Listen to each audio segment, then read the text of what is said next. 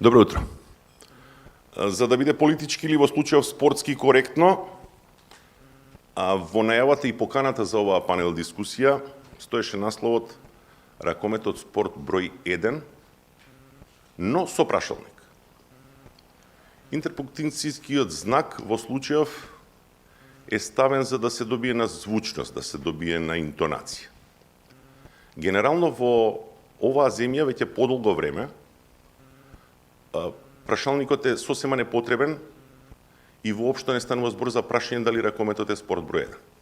Станува збор веќе за констатација која што усвоија сите, меѓу другото и луѓето што не се занимаваат најдиректно со оваа спортска гранка. Доволно за тоа колку ракометот значи во Македонија е можеби овој собир овде, понеделник наутро, 9, работен ден, меѓутоа интерес кај една група на луѓе да присуствуваат, да дебатираат, да дискутираат за нешто што во блиска или во подалечна иднина треба да донесе идеја, разградба, веројатно и интерпретација во некое, велам, следно време.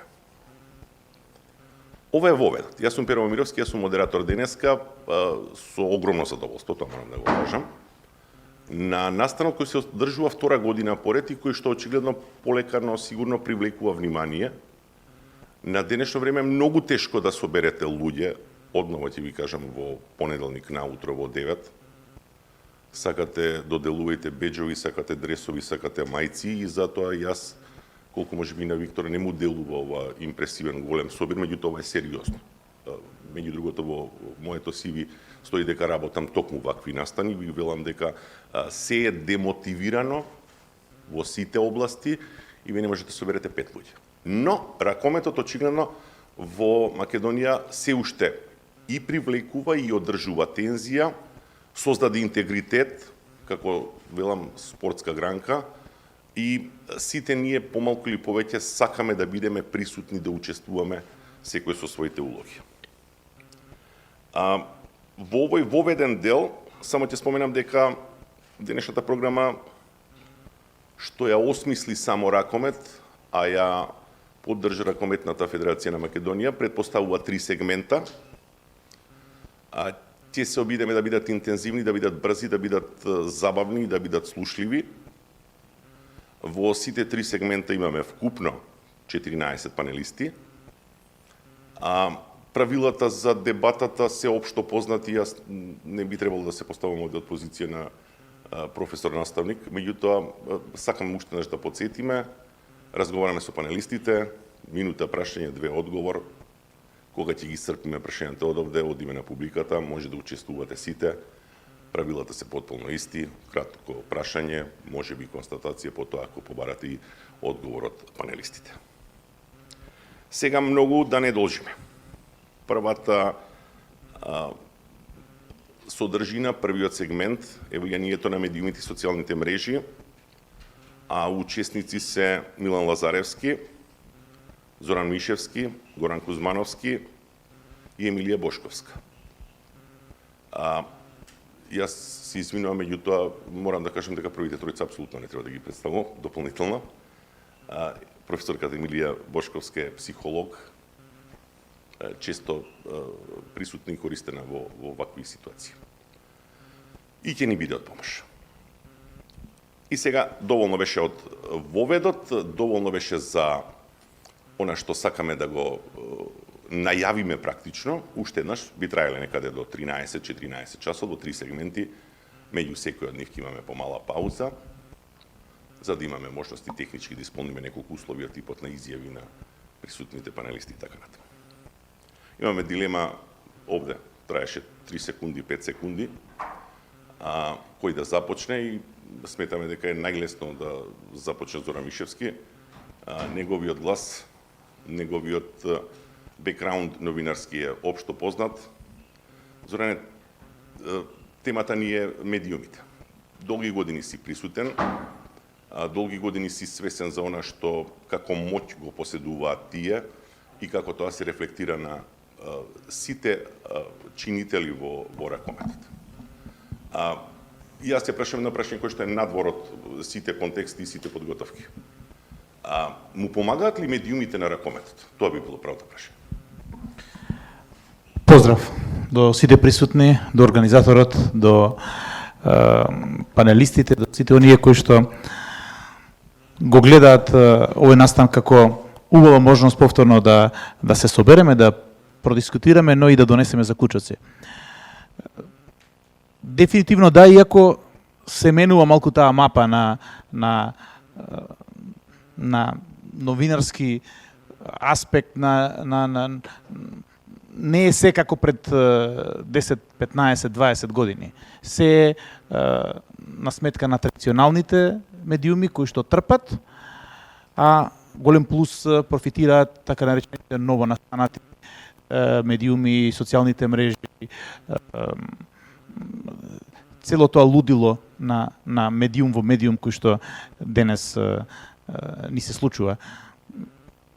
Има и позитивни аспекти, меѓутоа има и еден општ хаос, кој што малку во ракометот не се чувствува, бидејќи ракометот навистина е спорт број 1 и како ретко во која земја може да се пронајде еден ваков третман на оваа игра и со тоа можеме уште да се пофалиме, иако мислам дека и минатата година говорев на оваа тема, дека мора малку и да се поорганизираме од тој аспект, значи како систем, како федерација, клубови, надпреварување, за да се обликуваме, да бидеме најдобри не само по ова што сега е некако етикета како најсилна лига во Балканот, меѓутоа да бидеме и најорганизирана, да бидеме и најследена, да бидеме и да додадеме рамка во сето тоа. Сега што мислам по тоа на сметка на традиционалните медиуми се трпи за да се лансира нешто ново, нешто што веќе не е ново, меѓутоа веќе десетина години е тренд, тоа се социјалните мрежи, најновите платформи на подкаст, на брзи вести, на брзо ширење на информацијата. Начинот на кој што самиот надпревар денес се рекламира е многу поинаков отколку пред 10 години. Например, денес, освен ивент на социјалните мрежи, ретко кој клуб, можеби Федерацијата Источок за големите надпревари, ретко кој клуб помислува на поинаков начин на анимирање на публиката, привлекување на публиката. Значи нема повеќе гостување по ТВ емисии, нема делење на билети, нема наградни игри, нема плакати, нема флаери. Нешто што беше нормално пред 10, 15, 20 години.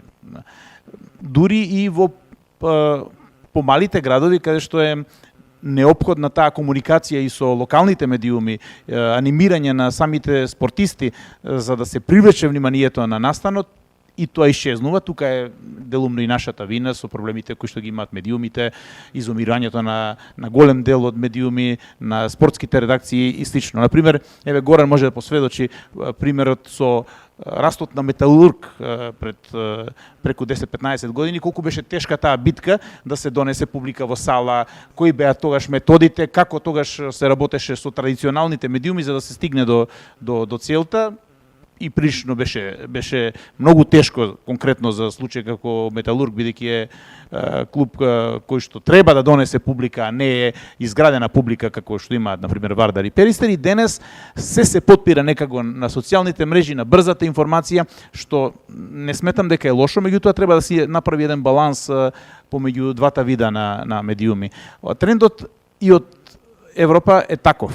ЕХФ воведе некои нови правила кои што се на сметка на брзата информација и социјалните медиуми, а против традиционалните медиуми. Последната информација исто така за мене многу чудна од оваа година, например, ЕХФ во Лигата на шампионите не комплетно ги укина пресконференциите, туку ги направи незаложителни. Значи нешто недоживеано во ниту еден спорт. Значи секаде во другите комерцијални спортови, не знам, фудбал, американските спортови, кошарка, тенис, се додаваат парчиња на комуникација на медиумите со спортистите. Се додава брифинзи, медиа деј, пресконференциите траат долго. Тука од 16 клуба кои што играат во Лигата на шампионите сега, само еден ја остави пресконференцијата како заложителна, Барселона. Сите останати едва чекаат. Добро, од ковидот и ЕХФ направи некоја анализа дека тоа е само проформа, дека не се исполнуваат очекувањата што тој сегмент ги носи, меѓутоа ракометот така не доживува комерцијализација. Значи ние тука се уште тоа не го чувствуваме, бидејќи рековме ракометот го представуваме како спорт број 1 и навистина е така, кога ќе видите колку вести се лансираат кога игра наша репрезентација, кога е големо натпреварување, кога е дерби, тоа ние не го чувствуваме. Меѓутоа на глобално ниво се чувствува. Дури ЕХФ одстапи од своите правила. Значи требаше од оваа сезона да се воведат новите правила за организација на натпреварите на Лигата на шампионите со 4 трибини, со најмалку 5000 гледачи, меѓутоа направи анализа дека половина сали им се празни. Значи, зошто да зголемуваат капацитет и услови, кога треба да го решат првиот проблем, како да ги наполнат салите. Значи, само во 3-4 земји нема проблем кога се игра на Лигата на шампионите, другите имаат сериозни потешкоти да стигнат до некоја оптимална бројка. Значи, јас сум повеќе, да се вратам на прашањето, на некој баланс помеѓу модерните медиуми и социјалните мрежи, како дел од тие модерни медиуми, и традиционалните кои што не смеат да се запостават. Ние тука имаме малку поголем проблем, кој што не е само за ракометот и спортот, главно е и за телевизијата, која што е сепак водечки медиум, не загрозена е од тој поглед. Кога ќе го избалансираме, мислам дека ќе добиеме еден добар мозаик во сложувалката. Благодарам, Мишевски, одлично за вовед. Тоа е позицијата на медиумите, а позиција на медиумите практично држи и креаторот на овој настан, Виктор Христовски. Го повикувам само кратко да се обрати и да го поздрави практично овој состав, да не речам собир, тоа беше нели традиционално. Ти благодарам, Перо, ви благодарам на сите што дојдовте. Втора година ние малце сме поискусни, поентата ни е да извлечеме нешто ново, да кажеме нешто некажано, нечуено и еве како што рече Перо од позиција на медиуми да придонесеме барем малку ако можеме во помошта и во промоцијата на ракометот. Уживајте и слободно поставувајте прашања за да извлечеме нешто повеќе. Благодарам.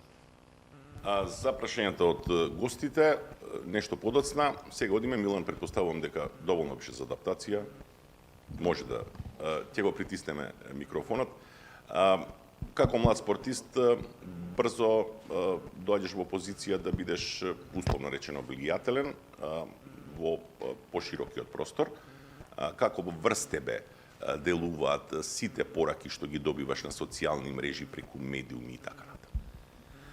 Најпрво би сакам да се заблагодарам на организаторот за поканата, бидејќи ова е прво мој искуство како панел дискусија и навистина сум среќен што сум присутен. А што се однесува на вашето прашање, како и повеќето работи во животот со кои што може да имаат бенефит во некој домен, секако дека тоа најчесто доаѓа и со некои нус ефекти кои што треба да се изменаџираат соодветно. Апсолутно информациите, како што напоменавме, кои што брзо се стекнуваат, све е сведено на брзи вести и информации, исто така имаат тие и моќ и влијание и потенцијал и како деструктивно да делуваат на нас спортистите, конкретно би зборал за сами од себе си.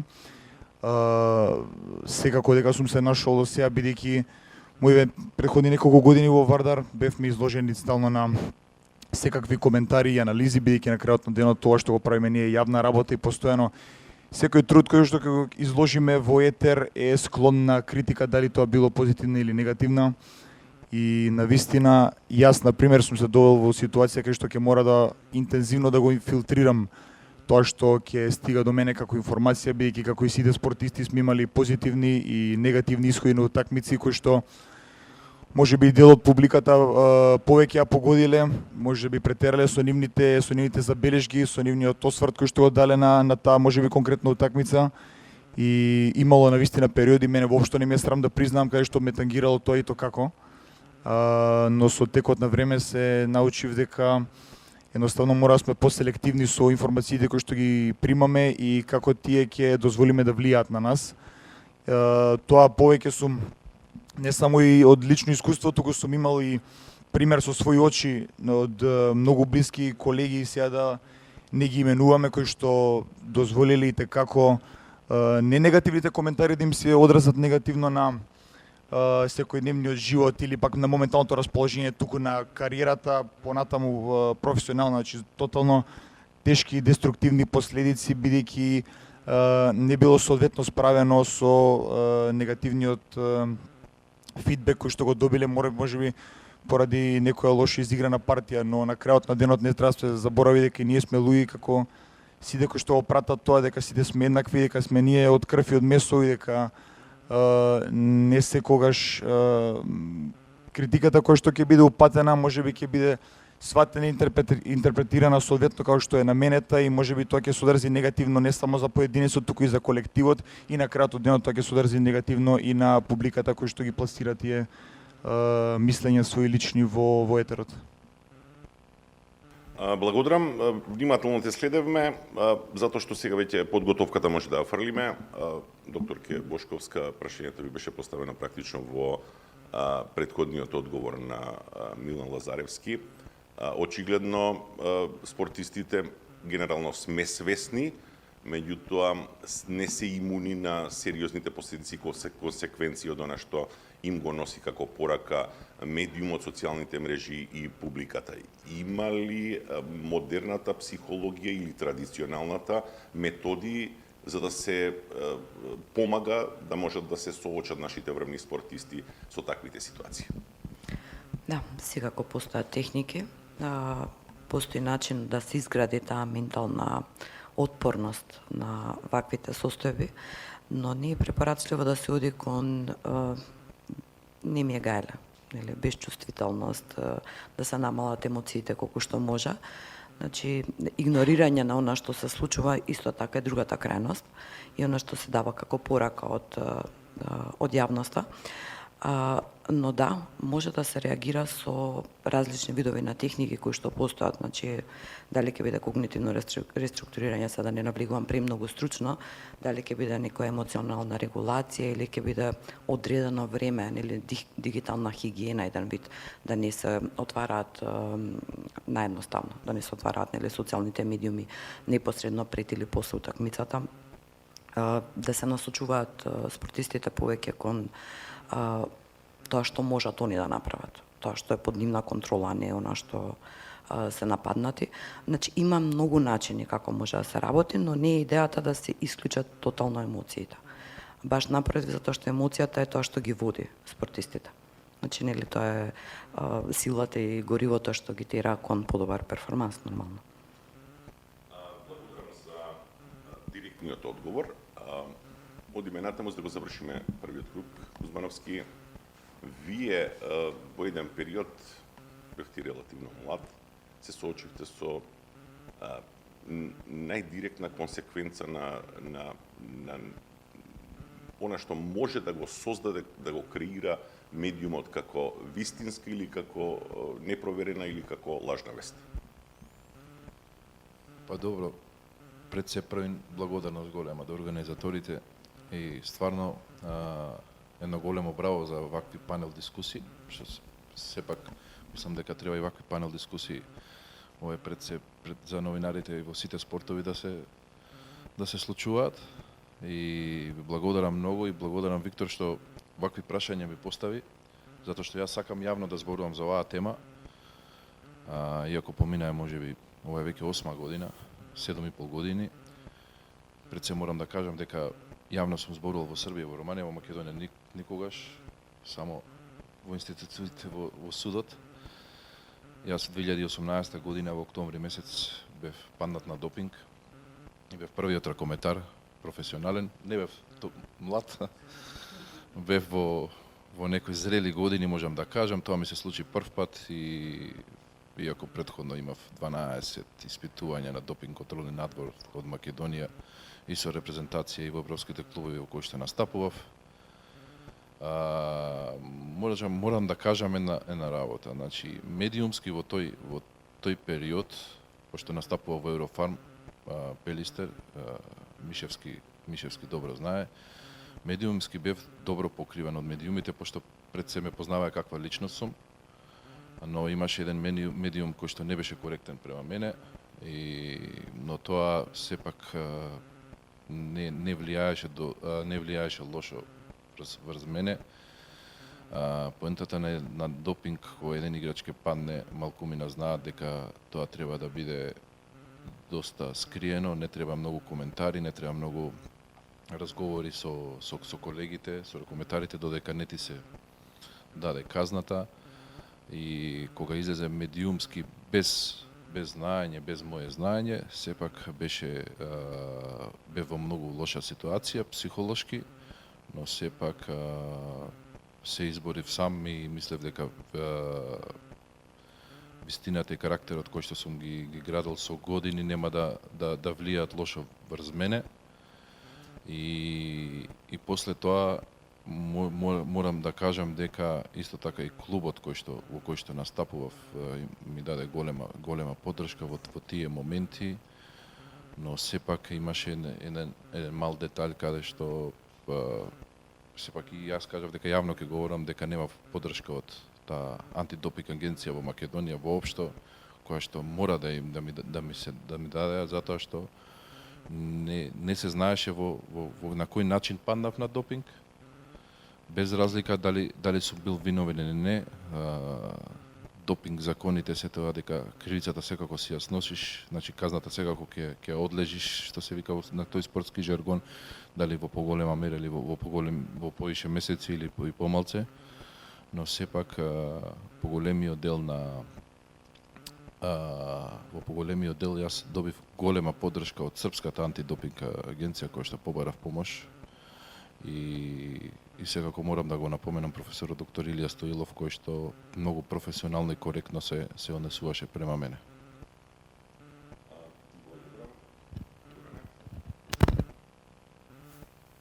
Милан, докторката препорача, јас прв пат го слушам тој термин, дигитална абстиненција, ќе го запамтиме сите, хигиена. Со оглед на тоа дека ти си вешто момче и имаш и во генетика и се што да говориш слободно, те прашувам, може ли да размислуваш за такво нешто? Недела надпревар, не читам медиуми до понеделник попладне.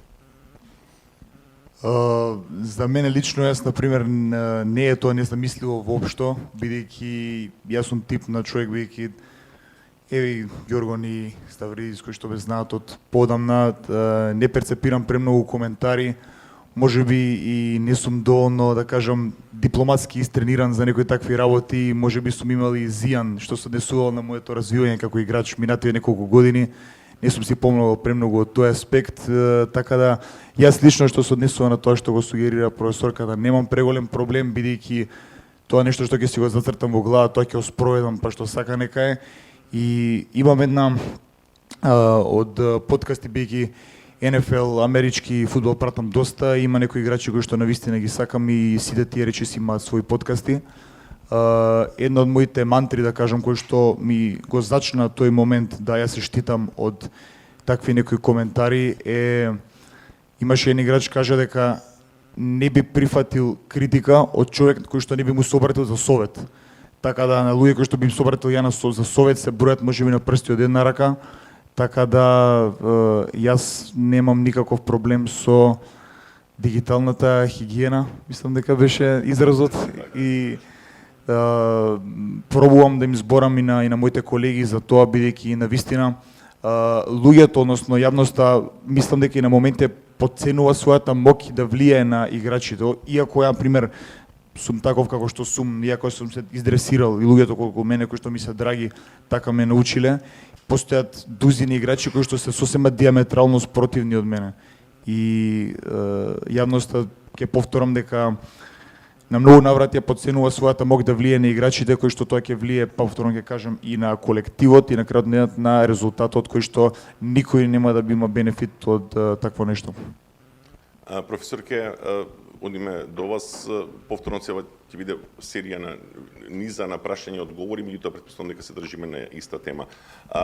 Какви може да бидат падовите и скоковите на таа некаква емоционална линија, некаков диаграм врз кој што може да влијаат медиумите, па генерално и публиката. Говориме овде и за оној ек од трибините. Има ли преголеми варијации кај спортистите и генерално кај луѓето, нели? Мислите во однос на влијанието? Така. Какво е? Секако. Значи, ние сите сме различни како луѓе. Кај некого ете, како кај Милан нема да го таргетира толку многу или ќе научи со тек на време на што спомнав преска ментална резилиентност да направи отпорност кон надворешните атаки. Меѓутоа многу луѓе, повеќето од нас сме ранливи на социјалните стресори. Значи, социјалниот стресор е особено специфичен за тимската, за колективната игра. Кај индивидуалните спортови, после што ќе коментираме малце поинаку, но во тоа зависи како и ние ќе реагираме. Дали ќе биде од некоја мала вознемиреност до силна анксиозност, до панични напади, до страф од грешка, зависи и тоа каква личност сме, што очекуваме, колку сме свесни за тоа ние што поседуваме, нашите способности, колку се реални, колку некој ни рекол дека ние можеме, а ние всушност не сме го достигнале како сопствено искуство тоа што ни вела дека можеме. Значи, многу фактори зависат. И од тоа кои сме на вистина, како се перцепираме, кој е нашето идеално јас кон кое што се стремиме, или каква е разликата меѓу тоа ќе прави голема анксиозност. Доколку на вистина не сме способни да го истуркаме до крај тоа. Тешко сега и веројатно не смеам да побарам од вас бројки, проценти и така натаму. И тоа случајот на Милан, според моето скромно искуство, е раритетен. Отпорност на сите овие надворешни влијанија. Може ли да излезете со нека и провизорна бројка колку од спортистите се крајно емотивни и ги доживуваат страшно и трагично сите оние пишувања по медиумите и социјалните мрежи, а колку се условно речено ментално цврстите? Па ментално цврсти подразбира повеќе ментално флексибилни. Значи не да бидеме цврсти, туку да можеме да се справуваме и со пат и со воздигнување. Значи, во таа смисла би требало да биде таа отпорност. Флексибилност ни е потребна. А процент не можам точно да ви кажам, значи, реалноста е таква да над 80% од луѓето во Македонија имаат анксиозност. Тоа ги тангира и спортистите. Значи, различно е. Денешното функционирање е стресно, нели, за сите, така да и они спаѓаат во таа категорија, особено кога очекувањата се зголемуваат. Како и да напред некој тим, се зголемуваат очекувањата од него и тогаш притисокот се зголемува и нормално повеќето од лицата кои што до тогаш можеби не покажувале никаква вознемиреност, немале проблем со справување со притисок, наеднаш ќе почнат и да покажуваат. Многу тешки изрази, Зоране, чувме во последниве неколку минути, од анксиозност и таа лепеза кампус на сериозни веќе и многу присутни заболувања во последниот период, излегува дека и медиумите и социјалните мрежи може да ги предизвикаат кај оние што се наше лице образ на државата кај спортистите. Меѓутоа, имаш ли впечаток дека и новинарството во обидот да се прилагоди на новото време, може би доби дел од новите одлики, меѓутоа загуби. Пред се овде мислам на аналитичното новинарство, сериозното новинарство и издржаното новинарство. Така е, се сложувам целосно дека загуби. Брзината на информацијата си го направи своето. Меѓутоа, малку и да се навратам на дискусијата на претходните говорници. Дали може да се тренира, да се предвиди настапот, јавниот настап, тренер, играч, официјално лице со дополнителен тренинг, со можда 5-10 минути совет пред јавен настап кога е жешко, да се избегнат проблемите, како да се издрибла негативниот коментар. Секако дека може, само што ние може би со мал источок на репрезентацијата во клубовите немаме такви лица кои што можат да ги предвидат работите, а во врвниот спорт тоа е и тоа како присутно. Соработував со Желко Бабич, поранешниот хрватски селектор кој што напише книга за тренерот, меѓутоа не тактика, туку за обврските на тренерот, што се опфаќа неговата работа.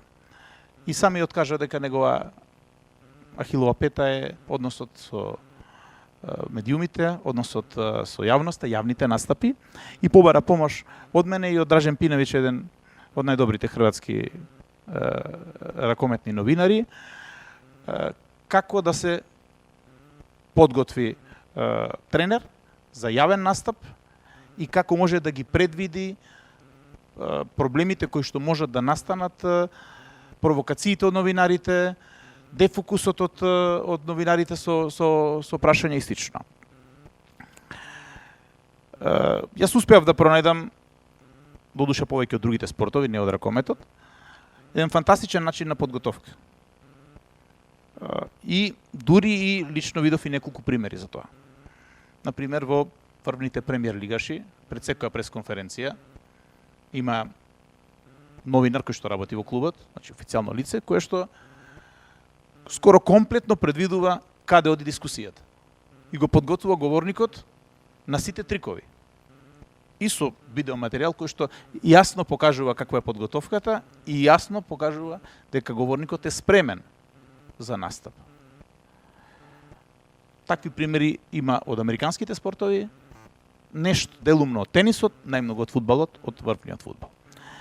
Сега, најголемиот проблем е секако изјавите кои што се даваат додека е жешко. Тука сме виделе дека многу големи спортски имиња тука промашиле. Значи, не биле подготвени, зборуваат повеќе под адреналин и кажале нешто што не требало да го кажат. Еден прекрасен пример доаѓа баш од ракометот. Јас го видов уште пред 15 години и данците уште го спроведуваат. Тие имаат официјално лице кое што веднаш по завршувањето на надпреварот ја собира цела група во соблекувалната, ниту флеш изјавата на бродкастерот не е истучок, 5 минути одмор, да се смират главите, совет одавно, малку насочување, не знам, ако денес сме изгубиле, одиме на дефокус, да пронајдеме добра тема, малку да го свртиме фокусот и да се извлечеме од непогоди. И по тие 5-10 минути разговор во соблекувалната, најљубезно под паролот доаѓа и им ги нуди сите ракометари на сите присутни новинари. Еден добар начин да се предвидат работите. И пак се ќе се вратам на твоето прашање, на она што го започнавме, дека во потрага по брзата информација, често информацијата е некомплетна, често е штура и помалку е аналитичка. Сето тоа го направи денешното модерно време, недостатоците кои што ги имаме во системот, недостатоците во нашата работа секако и недостатоците кои што постојат и во ракометниот систем, во клубовите и слично. Меѓутоа, еве еден добар начин како можат работите да се испеглаат или пак да се доведат спортистите во една ситуација да не стравуваат од тој јавен настап. Ние го имаме тука Милан кој што зборува на јавни настапи како ветеран. Значи, тоа не знам колку е тренинг, а колку е дар, меѓутоа ретко се гледа вака поткован говорник и тоа ние сите новинарите го констатиравме кога тој се појави на големата сцена. Значи, очигледно се работи и за интелект, меѓутоа и за тренинг, бидејќи многу малку наши спортисти оваа друга сцена ја сваќаат како сериозна и задолжителна. Значи, дури кога ќе се стигне на одредено ниво, јавните настапи, подготовката за јавните настапи стануваат важни. Јас во последните 2 години се занимавам многу повеќе со говорот на телото. Значи, не е тоа никаква специјалност, меѓутоа денес можам при јавен настап да утврдам кој ја говори вистината, кој не. Какви се неговите реакции, што значи кога ќе наведне главата и ќе го сокрие погледот, што значи кога размислувајќи ќе погледне лево, што значи десно, значи тоа е една сосема друга тема, сосема друга наука, меѓутоа има луѓе кои што размислуваат до тие детали, значи колку пријавен настап е подготвен говорникот, колку блефира, колку знае да се излече, колку не. Малку отидов подалеку од темата, меѓутоа имаше интересни ситуации наведени претходно, ми се чини дека има потреба да ја раскажам цела оваа приказна. И се надевам дека ќе растеме и новаа тема, почнувајќи од нашето највисоко ниво. Дека ќе расте репрезентацијата, во репрезентацијата има некоја рамка, има некоја подреденост, имаме лице одговорност за јавност, барем на големите надпреварувања, имавме и психолог на некои одредени големи надпреварувања, и се надевам дека ќе растат нашите спортисти и на ова поле и дека ќе му дадат значај на јавниот настап, настапот пред публика. Малку отидов заобиколно, не зборува за социјалните мрежи, меѓутоа слична и таму работата. И таму може многу лесно со подготовка да се дефокусираат, да се сменат работите, да се донесе водата на нашата воденица. Со добар тренинг, со добро предвидување. Докторке, може ли да препознаете во изјава на спортист она што го говори Мишевски практично пред малку, кога е подготвен, кога не е подготвен, кога бега од темата, кога лаже и така натаму. Има и вашата наука такви можности? Да, тоа е невербална комуникација. Нормално дека може, меѓутоа доволно е вознемиреноста што ја чувствуваат после пораста, нема потреба нели нешто подлабоко да правиме анализа. Проблемот е што се случува со спортистите кога не се на јавниот настап, кога се од дома, а читаат нели по социјалните медиуми дека се напаѓани и така натака, кога нема таква социјална поддршка. Едно е кога сме во клубот и кога клубот е свесен за тоа дека треба да ги заштити играчите, друга е ситуација кога играчот е дома и добива напади на социјалните медиуми. Значи тогаш е сам. Тогаш нема кој да го заштити. Затоа зборевме за она условно дигитална хигиена, тоа не значи дека да ги исклучиме профилите, но во тие некои периоди кога е пред, после пораз особено, е пожелно некој друг од клубот да ги користи тие, односно да ги проверува тие профили. Не дека треба да се исклучат целосно. Ние сепак се јавните личности тука за да бидат за јавноста. Не треба да се изолираме. А дека немаме психолози, немаме. Мислам, тоа е уште една тема која што е добро да се спомене. Јас се сеќам дека уште на времето Кометал кога беа шампиони, тогаш се работеше со психолог со нив. Но тоа беше, мислам дека прва ситуација во Македонија, 15-20 години колку има тогаш, не знам.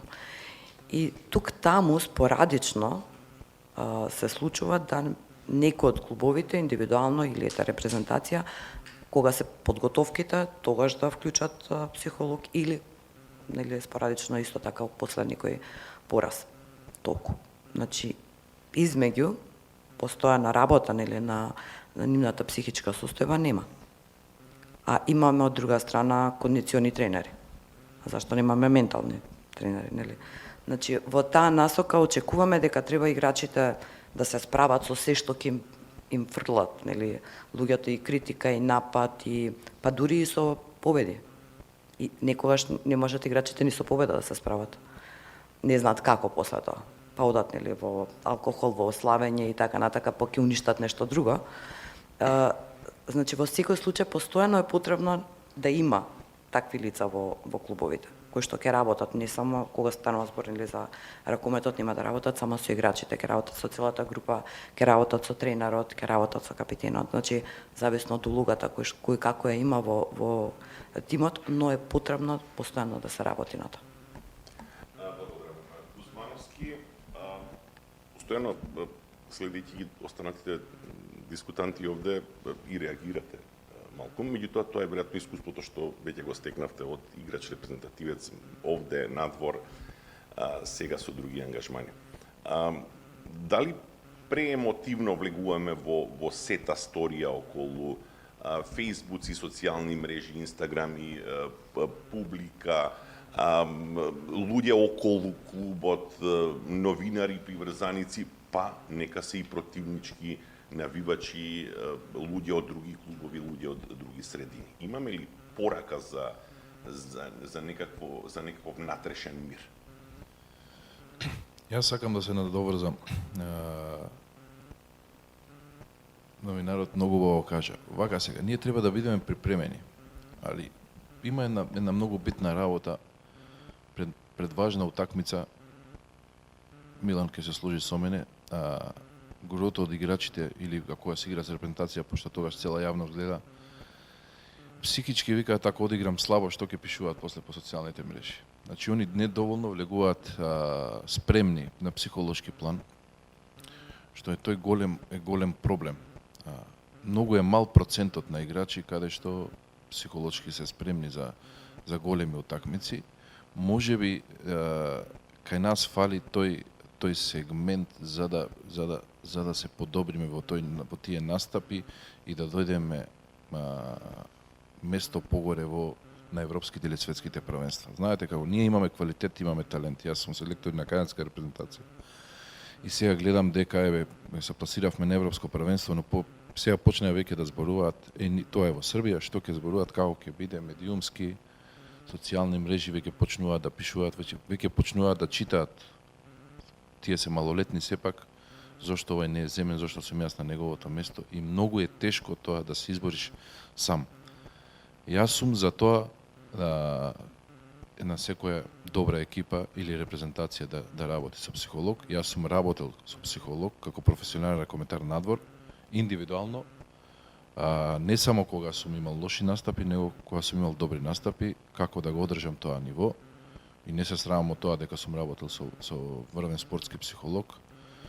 И тоа после допинг аферата, јас и магистрирав спортска психологија, пошто ме навлече тоа само за да се изборам, за да се качам на едно повисоко скалило. И со тоа јас како тренер генерално тактички можам или тренинг да се направи, тоа секој може, но психолошки да делуваш кај играчите и да ги спремиш што ако се изгуби утакмицата, како ќе делува тоа. Сепак јас сум тренер на Бутел, кај што немаме ние некоја си голема публика или коментари после завршената такмица, или Вардар и Еврофарм Пелистер, сигурно дека после утакмица од некој со посла квалитет веќе се на линч и на удар. Во нашава држава, во Македонија, многу тешко да се избегнат тие работи. Сите читаат коментари, да не се лажеме. Тешко е да се избегнат, многу е тешко, но сепак мислам дека ние тренерите сепак треба да ги спремаме играчите, иако треба нормално стручно лице и како психолог, но и ние играчите веќе треба малце фокусот да им го ставиме на утакмицата, да им дадеме само доверба дека после на лоша утакмица, ако видиме дека тој се ангажирал максимално посветено, дека доаѓаат подобри денови, дека тој промашен шут другиот пат ќе даде гол, малце не смееме ни ние да ги туркаме негативно, затоа што тоа негативно од наша страна, од тренер, можеби од управа, од медиуми веќе ќе ги изгубиме играчите. Јас мислам дека мораме да поработиме тоа, мораме да го следиме трендот во Европа и во светот и мораме да сега кога живееме брзо, кога медиумите, како што кажа Мишевски, веќе со еден клип таа негативна вест многу брзо влегува во нас, и затоа не се потребни психолози кои што ќе работат и ќе ги исфрлат тие негативни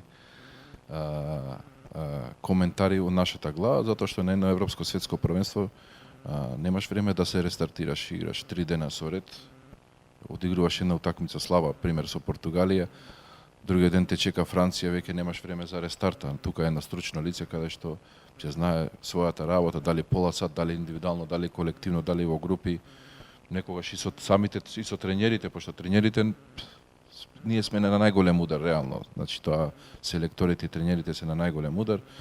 Значи со тој сам разговор доста многу ќе помогне. Али мислам дека и Немаме некоја навика тука во Македонија, но сепак треба да се спроведе од млади категории. Јас кажам од млади категории треба да спроведеме. Можам да кажам еден пример сега што со екипата на ракометниот клуб Бутел игравме на еден стручкиот турнир, добро котиравме, се пласиравме во финале, игравме против Охрид. Охрид знаеме дека е многу поквалитетен од Бутел. Ние сме на млада екипа составена од македонци и еден мој личен пријател со српско потегло, иначе психолог, викам ја нема да имам состанок, сакам да дојдеш ти. Можеби ќе биде шок, ќе изгубиме 20 разлика за децава, а можеби ќе се смеат, но можеби ќе биде добро. Он вика ми треба 20 минути, разговараше, бев јас надвор од салата, они малце беа како така уплашени, некои се смеали, можам да кажам дека добро париравме со Охрид, не дека нешто валјда се помогна, има голема самодоверба и после утакмицата капитенот дојде вика во прв пат во животот сум го доживел, али е позитивно и сакаме вакви состаноци каде што многу ќе ни помогнат за развој за понатаму. Но сепак мислам дека треба да почнеме од најмалите категории. Благодарам, Горане. Почитувани гости, колеги, според замисленото сценарио, овде негде се вклучувате и вие со прашања, додека ги обмислите. За Милан само уште едно.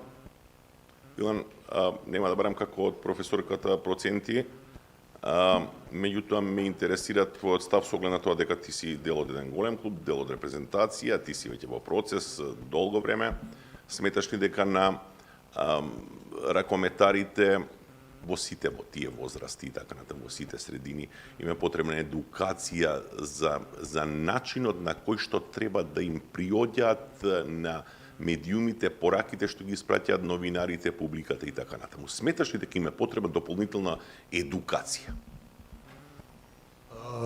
Искрено сметам дека им е потребен можеби некој вовет, форма на малце спознавање со што значи интеракција на социјални медиуми со јавност, но моја лична теза е дека не треба премногу да бидат пимплани, да кажам, младите играчи, пошто претпоставам алудиравте на помладите категории, бидејќи јас мислам дека повеќе треба да би се оставило простор тие самите да најдат како да маневрираат со јавните критики, бидејќи тоа утре дента ќе им се пренесе на како тие ќе се спроводат со критики кога ќе станат више сениори, кога ќе се такмичат, здраве Боже, на големи надпреварувања или во голем клуб на надпревари од европски рамки, и дека не премногу треба да се стават како во некој си балон заштитен од надворишните влијанија, туку напротив, јас мислам дека тие треба во дивината да се пуштени и сами да се сноѓат, и дека тие кои што ќе поседуваат најголема ментална, кој што кажа професорот, флексибилност, не сила, туку флексибилност,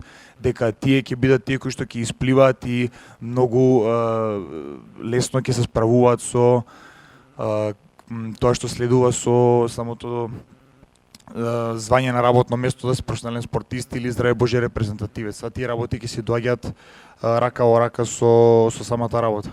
И ако може, не знам сега дали е у склоп на процедурата да се надоврзам на преходниот муабет, направивме дистинкција помеѓу два моменти. Едниот беше, како што кажа Горан и професорката, ментална спрема, а колегата Мишевски за медиумска спрема и медиумски, да кажам, припрема. Да, сметам дека се согласувам со голем дел со се што кажа он, но јас мислам дека треба да се направи една црта, да се полечи, дека тие што до сега играле ракомет, кои што се опросторијава, знаат за што ќе зборам, дека нажалост, тоа не знам колку е познато за широката јавност, ракометот носи титула на селски спорт. Успоредба со комерцијалните спортови, секако алудирам на баскет, на фудбал и така натаму. Секако дека треба медиа тренинг да се воведе во спортов, но јас мислам дека и логистички, што се однесува на развитокот до кој степен е овој спорт, не може се уште да се компарира со тие високи спортови од многу причини. Прва работа е недостаток на логистика во самиот спорт, втората работа е премногу сиви зони кои што се присутни, тоа дали е тоа што се однесува на арбитража, дали е тоа што се однесува на самите правила на игра, бидејќи постојат некои ситуации кои што може на повеќе начин да се интерпретирани. Такви некои моменти мислам дека се уште му се големи пречки на ракомето да биде максимално искомерцијализиран, кој што има, да речам, потенцијал да биде у нема рака пата со овие најголеми спортови.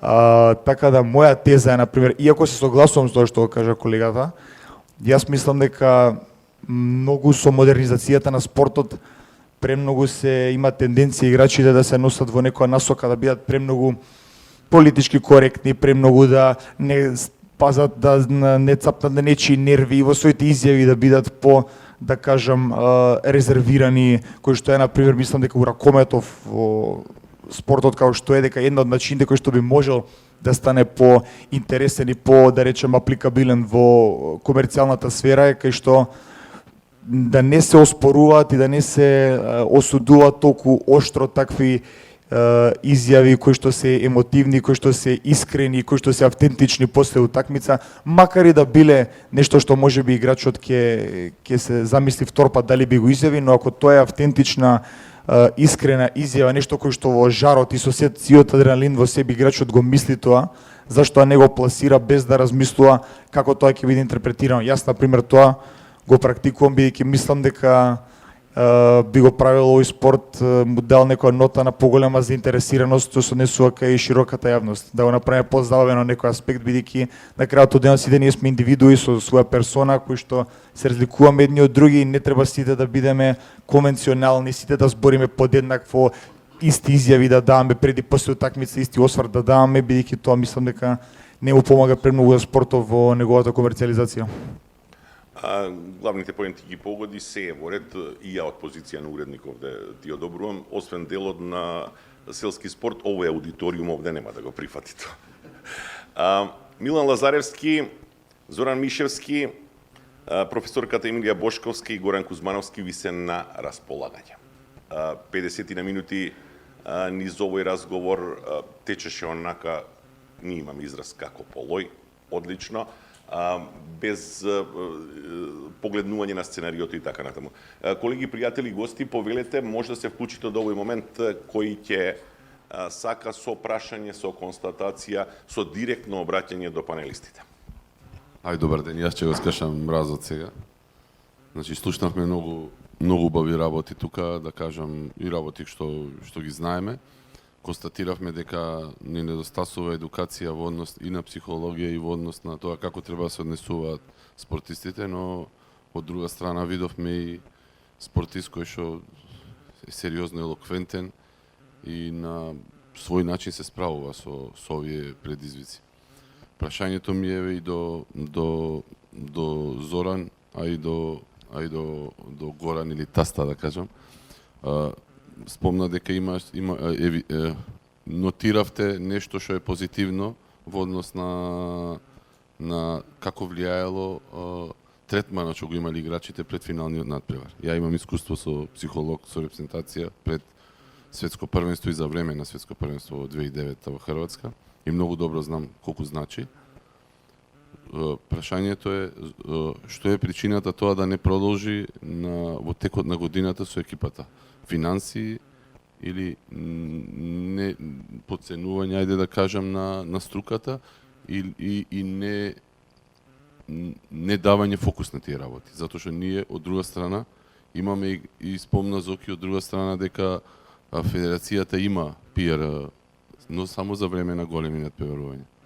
Исто еден голем недостаток. Дали е повторно таму, истото прашање, се работи за финансии, кој што нели на годишно ниво треба да се издвојат за некој човек што треба да комуницира со федерацијата, зборам како медиуми, или се работи за недоволно свесност колку е тоа важно. Значи пак ќе кажам, дали мислиме, не мора да биде конкретно за Бутел, дали мислиме дека затоа што имаме и клубови во држава кои што не кубурат со финансии, да бидеме реални, значи првите 4 клубови не кубурат со финансии, но не гледам јас секоја чест за Зоки кој што обавува многу функции во Пелистер, тоа не станува збор, кажа и Перо што значи Мишевски, но мислам дека нема клуб во држава кој што ги има опфатено овие сегменти или барем јас не сум запознаен. Ви благодарам. Еве јас ќе започнам. ми се чини дека кај нас ако е пожелно нешто да се направи, нема никој да го направи. Ако е по правилата на нашата федерација на ЕХФ, ако е задолжително, во последен момент се ќе се мобилизира за да се направи, за да имаме некој си шаблон на тоа што И може да биде многу често во проформа. Може да биде многу често во проформа. Пошто е морално. Точно. Значи, јас пак ќе се вратам на минатата година која што го дискутирав, значи една медиумско-маркетиншка рамка на целиот систем на надпреварување, број на вработени луѓе во клубот во одредени сектори и надпреварите да не бидат само 60 минути ракомет, туку да бидат ивент, настан. Па тоа беше и идејата на АДЕ. Мислам дека кога се направија клубовите Точно, акционерско точно, да. друштво, беше идејата и тоа, само што се комплетно се избега од Минатата година и со тоа што беше министерката замислено. разговаравме како се трошат државните пари. Повеќе добиваме до државни пари. Точно. Не знам кој клуб размислува во тој правец дека средствата од државата треба да бидат насочени кон нешто друго, не само кон играчи. Бидејќи денес публиката која прашате под буџет ги става само платите на ракометарите и ништо друго. Не е така никаде. Еве да ја поставиме поинаку тезата. Дали нашите ракометни проекти им помагаат на ракометарите да го немаат тој стрес, тој емоционален притисок, тие коментари по надпреварите, еве, ќе се дистанцирам од традиционалните медиуми и ќе одиме на социјалните мрежи. Да зборуваме за нашите спортски проекти. Како изгледаат? Дали имаме спортски проекти? Еве, може би Алкалоите е спортски проект, да. Еден сосема поинаков проект од сите останати. Како ни изгледаат другите спортски проекти? Да бидеме малку самокритични. Како ни изгледаат во однос како се спакувани или како е содржината? Има разлика. И едно и друго. Значи, колку траат кај нас тренерите во Македонската лига? Дали можеме некој во клубот спортската структура да планира еден период од 4 години? Може ли тоа да си го дозволи Пелистер или Вардар со притисокот кој што го има во Битола и во Скопје? Еве, Охрид го ставаме како нов проект на сам почеток. Гледам дека целите кои што си ги поставија се релативно пониски и мисле чини дека лесно ќе ги остварат. Алкалоите рековме дека е приказна само за себе, меѓутоа мораме малку да бидеме самокритични и кога игра репрезентацијата. Знаеме дека често кобуриме со нереални очекувања. Колку проценти од нашата популација разбира ракомет? Кога е јануари, сите гледаат и сите коментираат. Сметате ли дека повеќе од 20% ја знаат суштината на ракометната игра? Значи, мораме малку и од спортскиот проект, спортската структура да им помогне на ракометарите да не бидат под таков притисок кој ќе дојдат тие жешки моменти.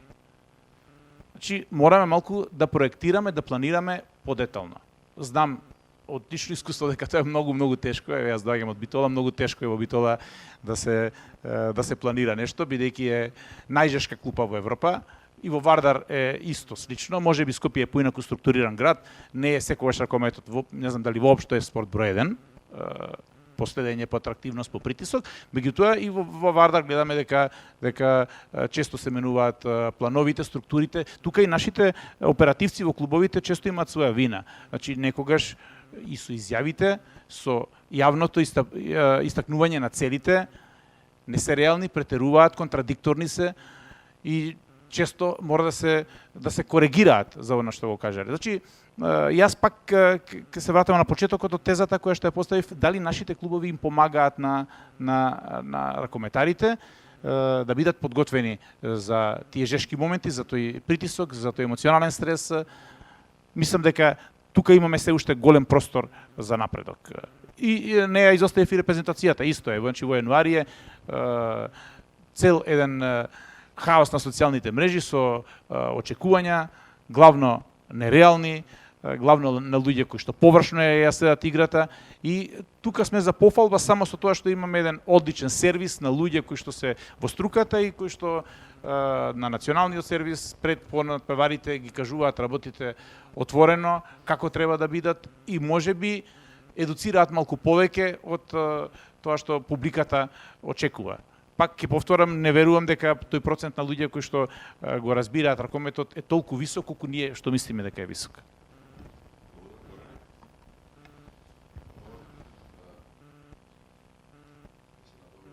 Ѓоргон, пошто ми нарече таста се Ѓоргон. Ѓоргон вака. Тоа е индивидуално до тренер и селектор. Дали има потреба или нема, реално.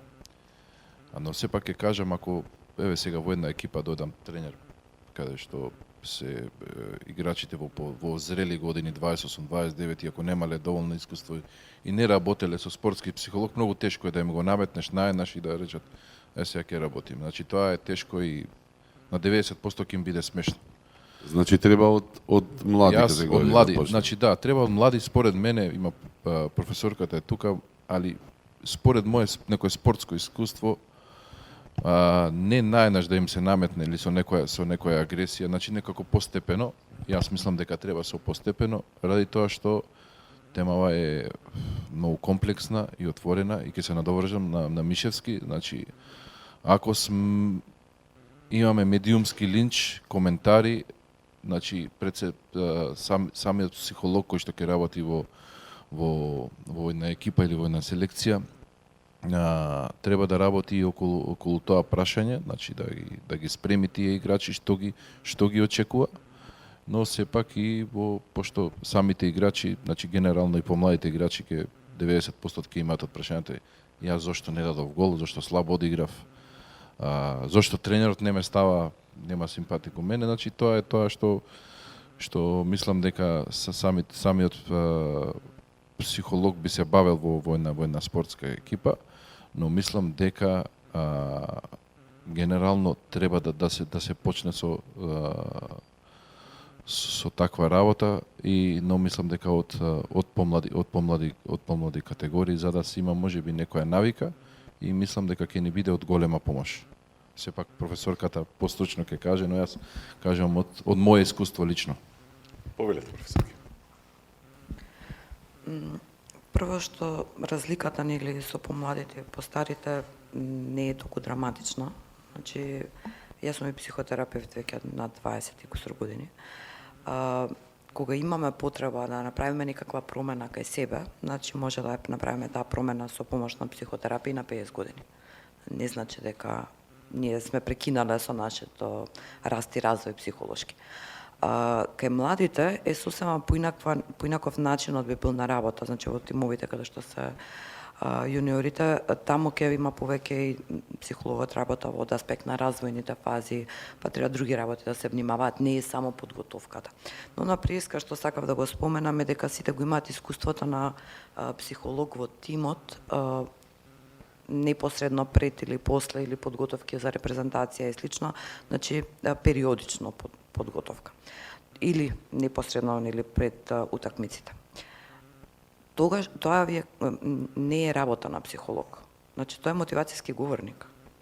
Мислам, тука сакам да ја направиме таа разлика. Непосредно пред утакмицата, тоа што ќе викнете вие психолог, па психотерапевт, па што и да е. Ништо голема, не е тоа работата на психологот. Потребно е континуирана работа, за да може да има ефект кога ќе дојде време за утакмицата. Значи, нешто што ќе трае, нешто што е работа на учење.